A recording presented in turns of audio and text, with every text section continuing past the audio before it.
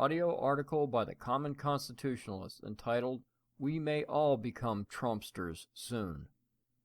He may be loud, brash, and boorish at times, but if Donald Trump can achieve even a fraction of what he is claiming to wish to accomplish early in his presidency, he will become as popular as Ronald Reagan. Yes, I realize this is a bit of a stretch, considering it's still a few months before his first day. It's like saying that after only 8 games, the new Dallas Cowboys quarterback, Dak Prescott, could become the next Tom Brady. It's a huge stretch to place either of the former names in the same category of the latter, but anything is possible. Okay, you may be saying, what's with the newly discovered love for the Donald? Is he not the same guy that I could not support and just recently decided to vote for? Well, yes and no.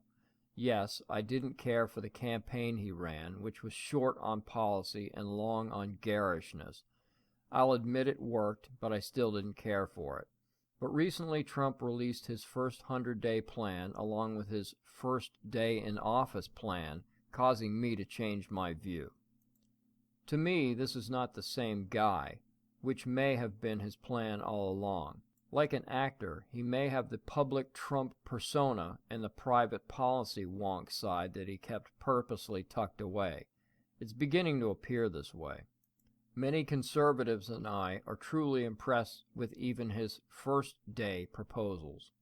He states, "On the first day of my term of office, my administration will immediately pursue the following 6 measures to clean up the corruption and special interest collusion in Washington.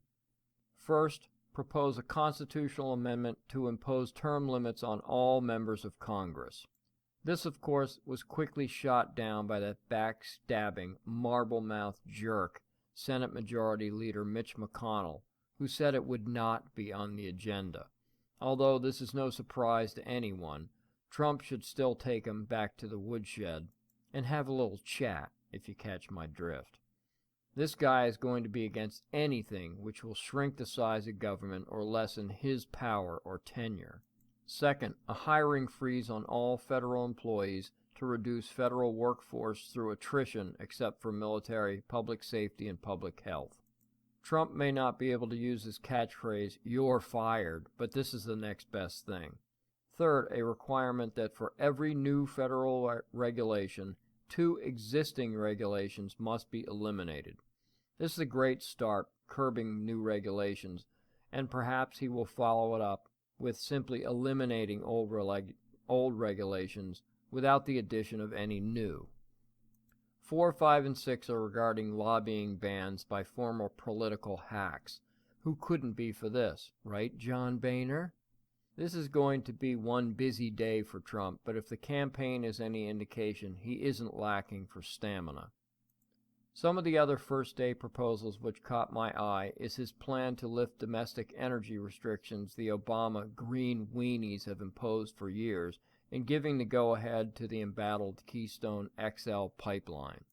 What I didn't expect to see, and am beyond delighted with, is his plan to cancel billions in payments to UN climate change programs and use the money to fix America's water and environmental infrastructure. I'm actually becoming giddy, and it just gets better. Trump intends to cancel every unconstitutional executive action, memorandum, and order issued by President Obama, begin the process of selecting a replacement for Justice Scalia from one of the 20 judges on my list who will uphold and defend the Constitution of the United States, and cancel all federal fundings to sanctuary cities. Are you kidding? And there are still a dozen or so more, including a massive personal and business tax cut, removal of illegals, repeal and replace Obamacare, etc. If he can pull off even 25% of what he is proposing, he will be thought of as the next Reagan. But he is going to be fought every step of the way by political hacks from both sides. And more than likely, Trump will need our help. He will need us to make calls, emails, faxes to politicians who will oppose these measures. We will have to take to Facebook and Twitter in an attempt to shame these Washington insiders into the correct action.